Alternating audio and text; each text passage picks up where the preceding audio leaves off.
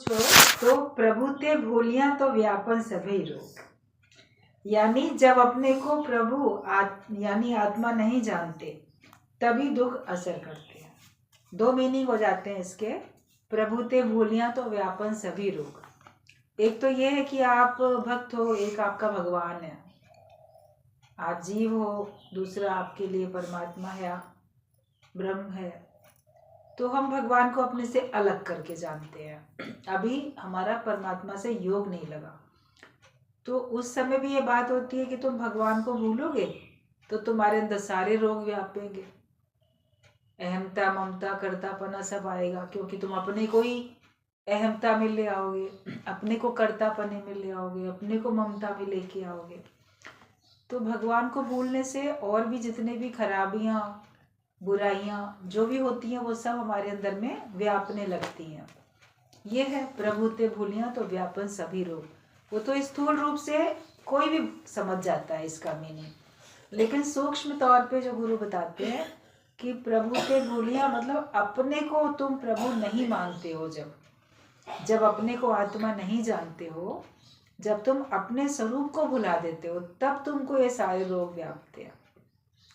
अपने को देह मानने से ही तो अहमता, ममता, करता और सारे विकार, सारी खराबियां हैं। अपने को आत्मा जानोगे तो कहाँ है। तो उस भगवान को भुलाया तो भी तकलीफ में आए, लेकिन तुम स्वयं वो प्रभु हो, इस बात को तुम भूल चुके हो, इसलिए तुमको सारे रोग व्याप रहे हैं। तो जब तक तुम अपने को वो शुद्ध स्वरूप नहीं जानोगे तब तक तुम निर्विकारी नहीं हो सकते, माया रहित नहीं हो सकते, तब तक तुम रोग मुक्त नहीं हो सकते। तो अपना रूप पहचान, समझ मन दर्शन, यही भगवान। तुम में और परमात्मा में कोई अंतर नहीं है। रोज रोज गुरु यही बात बताते हैं, तुझ में और परमात्मा में कोई अंतर नहीं। जो तू है सो मैं हूँ, जो मैं हूँ सो तू है। तो तत्व से पक्का कराने के लिए गुरु हमको रोज रोज बताते हैं। शरीर से तो जिसका जिसके साथ जो संबंध है, जो हिसाब किताब है, उसी प्रकार से उसका कर्म, उसका धर्म होता है। लेकिन तत्व से आपको याद रखना चाहिए कि मेरे से भिन्न कोई भी नहीं है, सब मेरा ही स्वरूप है, मैं ही हूँ सब जगह पे। ये बात आपको याद रहे। जब ये याद रहेगी तो आपको कोई भी प्रकार का रोग व्यापेगा नहीं, मतलब किसी प्रकार की दुख, चिंता, परेशानी में आप आओगे नहीं। कोई भी आपको तंग करने वाला विचार तक आपके अंदर में नहीं आने वाला, क्योंकि जब मैं आत्मा हूं तो ये जगत तो है ही नहीं। जगत दिखाई देता है भ्रम के आधार से। जब भ्रम हो जाता है तब जगत दिखाई देता है। और अगर आप भ्रम संशय में नहीं रहते हो तो जगत का तो नाश हो चुका। और जब जगत ही नहीं है, तुम जीव नहीं हो और जगत नहीं है, फिर क्या है जो तुम्हें तंग करेगा? क्या कोई ऐसी बात हो सकती है जो तंग करेगी? तुम अपने को देह मानते हो, संसार तुम्हारे लिए है, चारों तरफ पूरा इतना बड़ा संसार तुम्हारा बिखरा पड़ा है, उसको सत्य मान के व्यवहार चल रहा था अभी तक, तो सारी परेशानियां थी। लेकिन कहते सपने की है सब रचना, धोखा ना कहीं खाना। ये सारी रचना सपने की है। जब तक आप उस सपने में पड़े हो तब तक आप उसको सच मान रहे हो। रात को सभी लोगों ने सपना देखा होगा कभी ना कभी अपनी जिंदगी में। ऐसा तो नहीं है कि किसी ने जीवन में कभी सपना देखा ही नहीं है। बचपन में भी, यंग एज में भी, ओल्ड एज में भी, किसी भी समय कोई सपना देख लेता है। तो सपना देखते समय सबको पता है कि वो कितना सत्य प्रतीत होता है। और जब हमारी आँख खुल जाती है, हम जागृत अवस्था में आ जाते हैं, उसके बाद वो सपना सब झूठा लगता है। तो आत्म जागृति में आओ। आत्म जागृति में आओगे तो वो सारा जगत का सपना आपको झूठा लगेगा, क्योंकि वो है ही कल्पना। हमारी ही कल्पना है जिसने इस जगत को बना दिया। अब इसी में हम भावना रख लेंगे कि ये है ही भगवान, तो ये आपके लिए है ही भगवान। तुमने जैसा सोचा वैसा तुम्हारे सामने सीन बन गया। अपने को मुक्त करना चाहोगे तो तुम इसी पल मुक्त हो सकते हो। तो फूल तोड़ने में देर है, ज्ञान आने में उतनी भी देर नहीं है। अभी ही निश्चय करो कि मैं देह नहीं हूं, मैं आत्मा हूं। एक पल के लिए भी अगर ये सोच लो, 2 मिनट के लिए, 5 मिनट के लिए सोच लो, तो उतने समय तुम जीवन मुक्ति का आनंद महसूस करोगे। और जब सदा के लिए ये आपकी स्थिति बन जाएगी, फिर तो आपके पास आनंद ही आनंद है, कि कोई दुख परेशानी है ही नहीं। तो सच पूछो तो प्रभु ते भूलिया तो व्यापन सभी रोग, यानी जब अपने को प्रभु यानी आत्मा नहीं जानते तभी दुख असर करते हैं। बाकी जब मैं देह हूं नहीं तो दुख कैसा। प्रभु के सिमरन दुख ना संतापे। भगवान का सिमरन करोगे तो दुख नहीं आएंगे, और वो प्रभु दूर नहीं, वो तू है। जब अपने सच्चे स्वरूप का चिंतन करोगे तो तुमको दुख संतापेगा नहीं। यानी अपने को जानो कि मैं कौन हूँ। बाकी शरीर के कर्म तो शरीर ही जाने, शरीर के कर्म तो शरीर के द्वारा हो ही रहे, लेकिन तुम वास्तव में कौन हो। तुम शरीर के द्वारा कार्य करने वाले हो ना, ये तुमसे अलग है, तुम्हारा हथियार है, तुम्हारा औजार है। ये जो तेरे तन मन प्राण है, ये तो प्रभु मिलन का सामान है, भगवान के मिलन का सामान है ये। लेकिन इसी सामान से परमात्मा को पा सकते थे, परमात्मा को ना पाके इसी सामान से हम माया को पाने में लग जाते। इसी देह में, इसी शरीर में, इन्हीं इंद्रियों के, इन्हीं मन, इन्हीं बुद्धि के द्वारा हम माया को ही तो पाने में लगे हुए हैं। लेकिन इन्हीं की सहायता से हम भगवान को भी पा सकते। आपके ऊपर है, आप माया को पाने जाओ या आप परमात्मा की खोज में परमात्मा को प्राप्त करने के लिए जाओ। जो चाहोगे वो आपको मिल जाएगा। भगवान को पाना कोई कठिन नहीं है, भगवान को पाना बहुत सरल है। आप गवाइए कहाँ शौ पाइए। और कैसी चतुराई, तुम अपने को गवाओ, अपने को मिटाओ, तो बस तुम्हें भगवान मिल जाएंगे। बीज मिटता है तो वृक्ष बन जाता है, हम मिट जाते हैं तो ब्रह्म हो जाते हैं। अपने को ही तो मिटाना है, बी नथिंग तो होना, इतना सही तो काम करना। अपना होना पना गुम कर दो।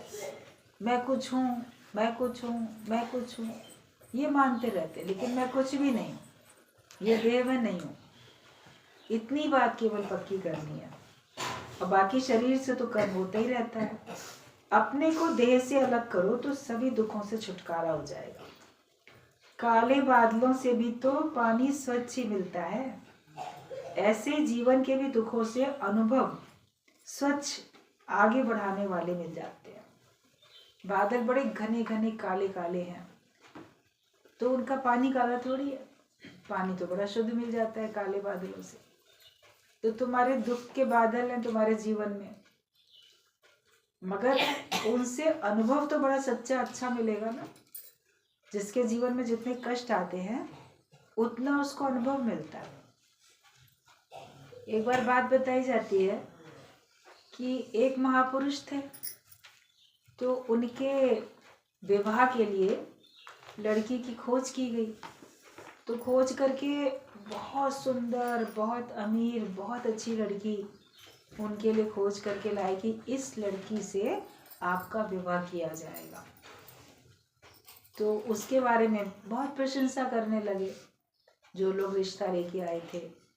बहुत सुंदर है, बहुत अच्छी है, फूलों में पली है, इतनी अमीर है, बिल्कुल जैसे फूलों में पली है वो तो इतनी कोमल है। तो उन महापुरुष ने कहा कि मुझे ऐसी लड़की नहीं चाहिए। बोले सब लोग तो चाहते हैं खूब सुंदर हो, खूब कोमल हो। बोले जो कठोरता में, कांटों में पली हो, जिसने संघर्ष देखे हों, मेरे को तो वैसी लड़की चाहिए, क्योंकि मेरे साथ उसको संघर्ष देखने पड़ेंगे। अगर किसी ने दुख देखे ही नहीं, सुखों में पली है, माँ बाप अपनी लड़की को बड़े नाज से पालते हैं, अरे पराए घर जाके तो इसको कष्ट उठाना ही पड़ेगा, काम करना ही पड़ेगा, तो अभी क्यों काम कराएं, अभी तो आराम दिला दें, मायके में जितना आराम पा लेगी। ये सोच के लड़कियों से कोई काम ही नहीं कराते, तो उनको आदत ही नहीं पड़ती। फिर जब उनके ऊपर पड़ती है जिम्मेदारी, तो उस जिम्मेदारी से भागती हैं, परेशान होती हैं, एडजस्ट नहीं कर पाते, बहुत कुछ होता है। तो उस महापुरुष ने कहा कि मेरा जीवन तो सत्य की राह में बढ़ने के लिए मैं आज कहीं कल कहीं, मेरे जीवन में बहुत संघर्ष है, संघर्ष करके ही तो परमात्मा मिलता है। तो जो मेरी संगिनी बनेगी उसको मेरे संग संग कष्ट भी झेलने पड़ेंगे। तो जिसने कष्टों का जिसको अनुभव ही नहीं है तो वो मेरा साथ क्या निभा पाएगी। तो इसका सिद्धांत भी गुरुजी बताते थे कि परमात्मा के रास्ते पे आगे बढ़ने में तुम्हारे जीवन के जो दुख थे वो तुम्हारे लिए जैसे काले बादल थे, लेकिन तुमको अनुभव बड़ा स्वच्छ दे के गए हैं। बहुत अच्छा अनुभव तुमको मिला है कि तुम अनुभवी बन गए हो। तो फिर जीवन में आगे अगर कोई तकलीफ आएगी तो तुम्हें उसके लिए प्रिपेयर हो, तुम्हें परेशानी नहीं उठानी पड़ेगी। तो दुख अच्छे हैं। अक्सर कहते हैं दुखों में लोगों की परख हो जाती है, पहचान हो जाती है, कौन आपका वास्तव में हितैषी है, कौन आपका वास्तव में मित्र है, हमदर्द है, कौन नहीं है। तो ये आपको जब दुख मिलते हैं तो आपको इस बात की परख हो जाती है, कौन आपके साथ था, कौन आपके साथ नहीं था। तो वो अच्छे हैं ना, आपको सच्चाई से अवगत करा देते हैं। और ये भी सच्चाई समझ में आती है कि संसार में केवल सुख ही सुख नहीं है, संसार में केवल फूलों की सेज नहीं है, कांटों का ताज भी है, कांटे भी मिलेंगे। ज्ञान की राह में चलोगे तो तुमको कांटे भी मिलेंगे, कांटों पे भी चलना पड़ेगा। कभी भगवान तुम्हारे रास्ते में फूल ही फूल बरसा देगा, फूलों में चलते चलते आओ, मतलब सुखों में। और कभी भगवान रास्ते में कांटे भी बिछा देगा, कांटों को पार करके आओ, पार कर सको। तो जो अनुभव मिलता है वो अच्छा होता है। आपके पास जो भी दुख आए, जिसके भी जीवन में जो भी दुख आए, उनके शुक्राने मानो कि उनके कारण से तुमको बड़ा अच्छा अनुभव मिल गया। अब तुम सही सही देख पा रहे हो, सत्य को समझ पा रहे हो। तो काले बादल भी जो होते हैं वो भी तो स्वच्छ पानी दे देते हैं। तो ऐसे जीवन के भी दुखों से अनुभव स्वच्छ आगे बढ़ाने वाला ही मिलता है। ईश्वर को मानना अलग बात है, परंतु स्वयं को वो सत्य स्वरूप जानना ये अलग बात है। ईश्वर है ये मानना एक अलग बात है, लेकिन वो ईश्वर मैं हूं ये मानना और अलग बात होती है। तो तुम जो हो ये जानो कि वो सत्य स्वरूप मैं हूं। जब अपने को आत्मा जाना तो तू पहले से ही मुक्त स्वरूप है। आत्मा में कभी बंधन आया ही नहीं है। तुम्हारे मन के ही तो बंधन है, या तुम्हारे तन पे बंधन पड़ते हैं, या तुम्हारी बुद्धि उलझ जाती है, लेकिन आत्मा में तो कोई बंधन नहीं है। तो जब अपने को आत्मा जानोगे आप देखोगे कोई बंधन नहीं है, तुम पहले से ही मुक्त स्वरूप हो। अभी अपने को बंधा हुआ मान रहे थे तो अपने को छुड़ाने के लिए प्रयास भी कर रहे थे, अपने बंधनों को खोलने का प्रयास भी कर रहे थे। लेकिन जब आत्मिक भाव में आते हैं तो बंधन था ही नहीं, तो मुक्ति के लिए क्या यत्न करेंगे। मुक्ति का यत्न तो तभी तक है जब तक जीव मान रहे हो अपने आप को, जब तक अपने को बंधा हुआ जान रहे हो तब तक बंधन खोलने के लिए आपको यत्न करना है, मुक्ति पाने के लिए यत्न करना है। लेकिन जब ये अनुभूति हो चुकी कि वो सत्य स्वरूप मैं हूँ, वो शुद्ध स्वरूप मैं हूँ, तो कोई बंधन ही नहीं है, तो फिर मुक्ति के लिए कोई यत्न भी नहीं। अब मुक्ति की भी चाह नहीं है। मुक्ति की चाह तभी तक होती है जब तक बंधन है। बाकी मुक्त स्वरूप तो मैं हमेशा ही हूँ। कि अपने को आत्मा अगर जान लिया तो तुम पहले से ही मुक्त स्वरूप हो। मुक्ति कहीं बाहर से हासिल नहीं करनी है, आज ही देर रहित हो जाओ। कर्म करत होए नहीं करनी। कर्म तो जब तक आपके पास आयु है तब तक आपके द्वारा कर्म होंगे। जब तक शरीर स्वस्थ है शरीर के द्वारा करते हो, शरीर के द्वारा नहीं करते तो मन बुद्धि के द्वारा करते हो, वाणी के द्वारा करते हो, कुछ तो कर्म करते ही हो ना।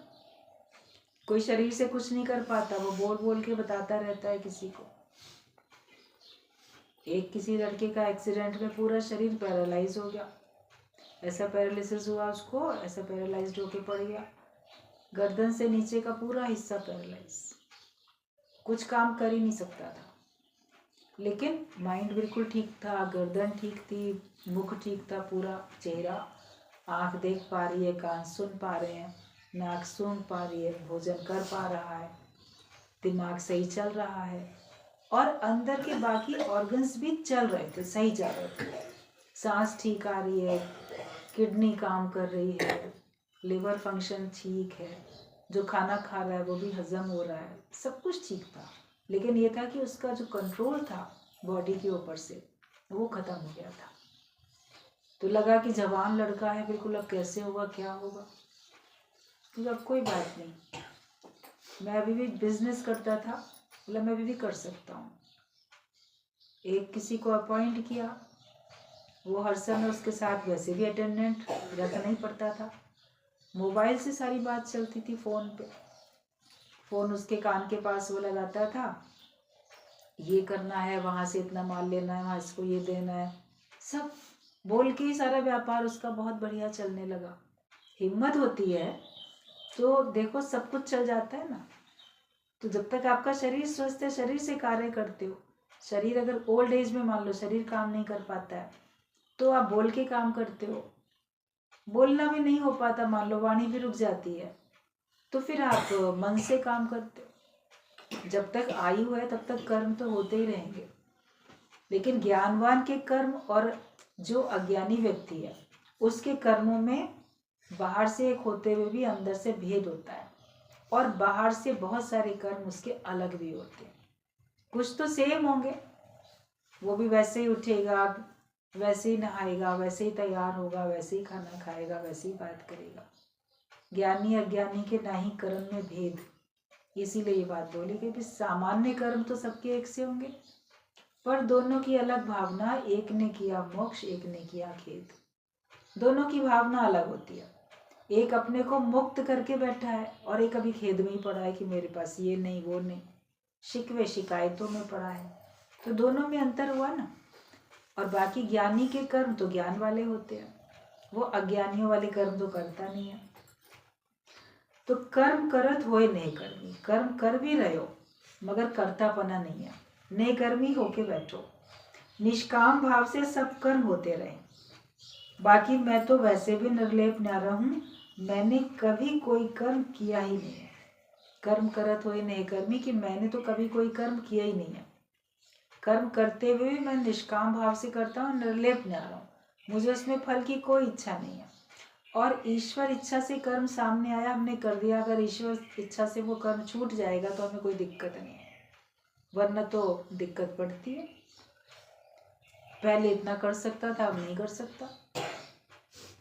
पहले मैं ये काम मुझे दिया जाता था, मुझे नहीं सौंपा जाता, मेरी वैल्यू घट गई, या दूसरे को ज़्यादा इम्पोर्टेंस दी जाने लगी।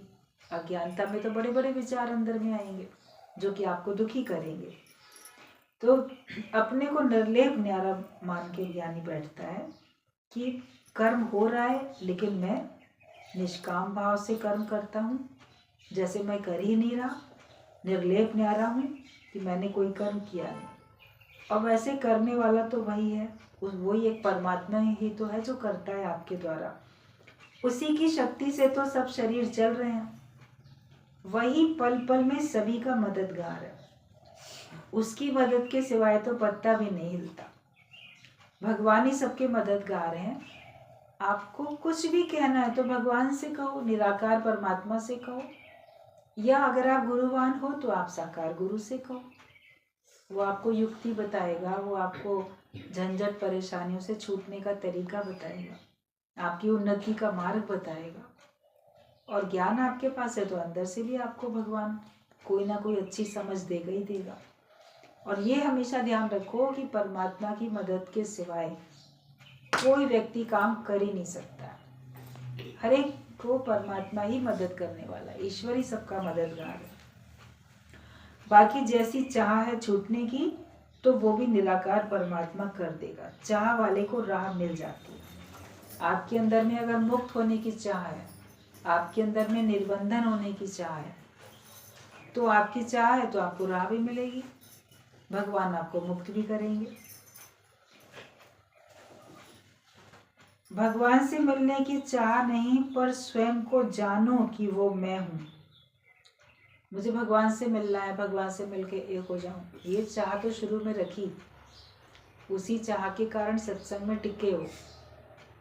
अगर ये चाह नहीं होती तो थोड़े दिन सत्संग में आके चले जाते कि ठीक है, मेरे को माया तो यहाँ मिल ही नहीं रही, आशीर्वाद तो यहाँ मिल नहीं रहे जो दुनिया वाले साधु संतों से चाहते हैं, या मान लो मुझे आशीर्वाद मिल गए, मेरी मनोकामना पूर्ण हो गई, अब क्या करेंगे, जाके माया में तृप्त होके बैठ जाते हैं। लेकिन जिसको भगवान पाने की चाह होती है वो सत्संग में जमा रहता है, टिका रहता है। मगर गुरु कहते हैं सत्संग में आते रहते हो, बहुत अच्छी बात है, भगवान पाने की चाह रखी शुरू में, वो भी अच्छी बात है, लेकिन अब भगवान पाने की चाह को एक साइड में कर दो, अपने को जानने की चाह रखो कि मैं कौन हूँ, मैं वो शुद्ध स्वरूप हूँ। जब आप अपने को जानोगे, अपने को पहचानोगे, तो लगेगा भगवान तो मेरे से अलग था ही नहीं, वो तो मेरे में ही बसा हुआ था। कलियों में ही तो फूल बसे हुए हैं, कली और फूल अलग अलग दिखता है, लेकिन कली बहुत देर तक पेड़ पे रहती है, मगर उसी के से फूल प्रकट हो जाता है, कली गुम हो जाती है, फूल प्रकट हो जाता है। तो ऐसे ही भगवान हमसे छिपा है, हमारे अंदर बसा है। हम सोचे कि ठीक है, भगवान मेरे से अलग है, तो कली से अलग फूल थोड़ी है, तो तुमसे अलग भगवान थोड़ी है। सागर से लहर अलग नहीं है, उसी से उत्पन्न होती, उसी में लीन हो जाती।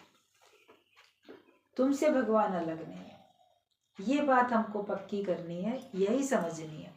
तो जब ये समझ में आ जाती है तो भगवान को पाने की चाह रहेगी, लगेगा हाँ वो तो मेरे साथ ही, मैं ही हूँ। बल्कि जो अपने को देह मानते थे वो जीव गुम हो गया।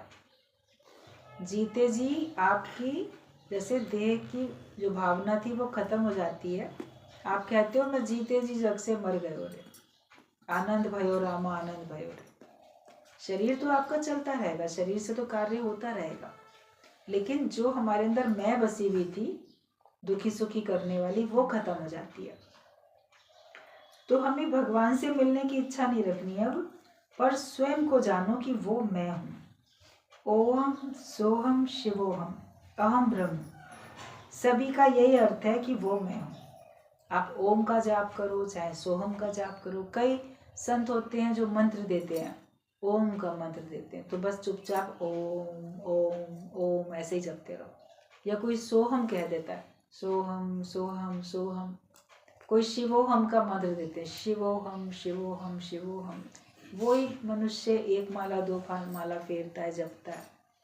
लेकिन ओम ओम तो वो मैं हूँ, अहम, वो अहम, मैं वो मैं हूँ।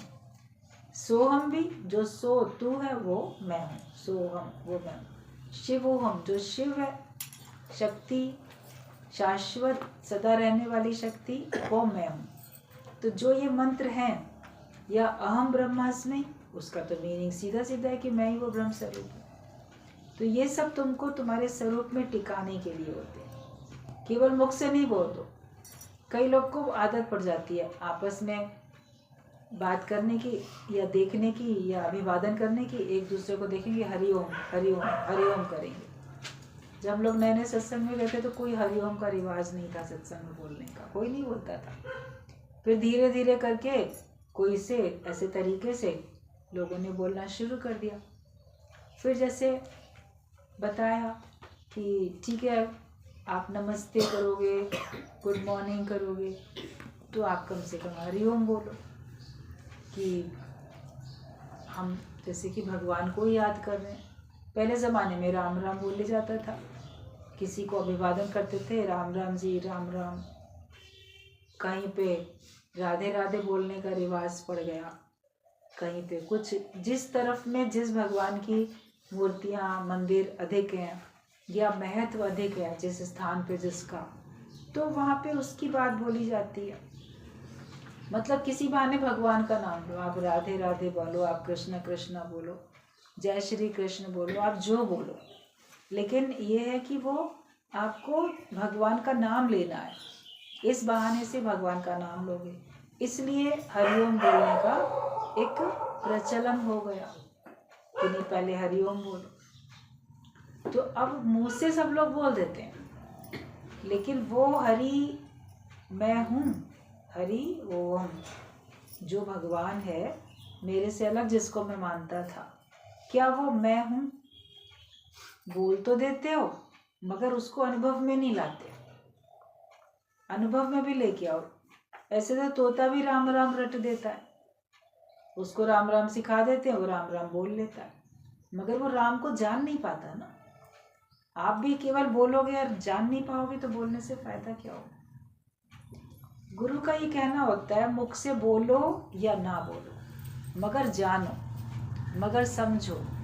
आपको जानना है, आपको समझना है, तब आप देखोगे कि आपको जीवन मुक्ति का आनंद मिलना शुरू हो गया। आप जीवन मुक्ति के आनंद में रहते हो। तो सबको जानो, ओम सोहम शिवोहम अहम ब्रह्म, सभी का यही अर्थ है कि वो मैं हूँ। No thyself and you know God, अपने आप को जानो तो तुम भगवान को जान जाओगे। आप बोलोगे अपने को तो हम जानते ही हैं, मैं फलाना हूँ, लेकिन वो तो तुमने शरीर को जाना, वो तो तुमने नाम रूप को जाना। विवेकानंद जब पहली बार गया रामकृष्ण परमहंस के पास तो कहता है कि क्या आप मेरे को भगवान का दर्शन करा सकते हैं, क्या आप मुझे भगवान से मिला सकते हैं? क्योंकि जहाँ भी वो जाता था उसको एक अंदर में ना बड़ी व्याकुलता थी, जिज्ञासा कि मैं भगवान को जान लूँ। कई साधु संतों के पास लोगों के कहने से गया, सब जगह पहला प्रश्न यही रखता था, तो लोग एकदम से उसको ठीक से जवाब नहीं दे पाते थे कि क्या तुम मुझे भगवान से मिला सकते हो, क्या भगवान को दिखा सकते हो। तो जो भी वो जिस तरह से भी ज्ञान उनको बताते थे उसको संतुष्टि नहीं मिलती थी। फिर किसी के कहने से वो रामकृष्ण परमहंस के पास भी चला गया, वहाँ भी उसने ये रखा। तो उन्होंने बहुत पूरे आत्मविश्वास के साथ कहा कि हाँ दिखा सकते हो, तुमको भगवान में दिखा सकता हूँ प्रत्यक्ष। जैसे तुम मुझे देख रहे हो मैं तुम्हें देख रहा हूँ, मैं तुम्हें ऐसे भगवान को दिखा सकता हूँ, तुमको बता सकता हूँ, मिला सकता हूँ। इतने दृढ़ता से, इतने आत्मविश्वास के साथ रामकृष्ण परमहंस ने कहा। विवेकानंद को अंदर जैसे हिल गया और खुशी भी हुई उसको कि अच्छा। लेकिन उन्होंने कहा पहले तुम बताओ कि तुम कौन हो, फिर मैं बताऊंगा भगवान को मिलाने के लिए क्या करना है। तो उसने झट से बोल दिया मैं कौन हूँ, बता दिया मेरा नाम नरेंद्र है, मैं वहां रहता हूँ। सिंपल बात है ना। आपसे कोई पूछेगा अभी अपना नाम बता, भाई तुम कौन हो, मैं फलाना हूँ, कहाँ रहते हो, वहां रहते हैं, क्या करते हो, ये करते हैं, सभी को यही बोलेगा ना। उसने भी ये बोला, उसका नाम नरेंद्र था पहले। लेकिन रामकृष्ण परमहंस ने उसी के उत्तर में उसको फिर उसी भाषा में जवाब दिया। सबको ये बात पता है। उनका नहीं, झूठ झूठ झूठ, सब झूठ, झूठ बोल रहा। कहता मैं सच बोल रहा हूँ, मैं नरेंद्र हूँ। कहता झूठ बोल रहे हो। मैं कहता नहीं सच बोल रहा हूँ। तो अच्छा दिखाओ नरेंद्र कहाँ। अब नरेंद्र कहाँ है, कोई दिखाएगा? तो एकदम अपने सीने पे हाथ रखा, मैं नरेंद्र। बोला ये तो तुम्हारा सीना है, छाती है तुम्हारी, नरेंद्र कहाँ है? माथे पे हाथ रखा, मैं नरेंद्र। कहता ये तुम्हारा माथा। गाल पे हाथ रखा, कहता है मैं नरेंद्र। जहां भी वो हाथ रख रहा है वहां उस अंग का कुछ ना कुछ तो नाम है। बोले इसमें नरेंद्र कहाँ है, कहाँ है नरेंद्र? कहता अरे नरेंद्र तो कहीं भी नहीं है, फिर मैं कौन हूँ? मतलब तुम ही भगवान हो। जब अपने को देह से अलग करोगे तो तुम जो हो वो ही भगवान है।